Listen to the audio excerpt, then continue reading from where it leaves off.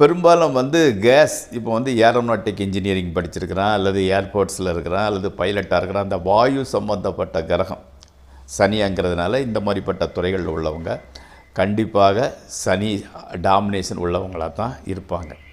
அதே மாதிரி வந்து லேபர் கான்ட்ராக்ட், அதாவது லேபர்களை வச்சு செய்யக்கூடியது எதாக இருந்தால் கூட இந்த சனி தான்.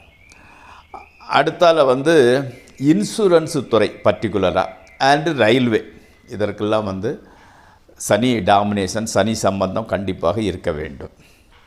அடுத்தால புதன் marketing, telecommunication, advertisement, software, journalism, law, பர்டிகுலராக வந்து அக்கௌண்ட்ஸ் செக்ஷன், அதே மாதிரி வந்து பிரிண்டிங் ப்ரெஸ், ஜேர்னலிசம், அதாவது பர்டிகுலராக இப்போ இன்வெஸ்டிகேட்டிவ் ஜேர்னலிசம்லாம் ரொம்ப பிரபலமாக இருக்குது இல்லையா, அந்த துறையில் இருக்கிறவங்களுக்கு ஈடுபடக்கூடியவங்களுக்கு வந்து கண்டிப்பாக புதன் டாமினேஷன் இருக்கணும்.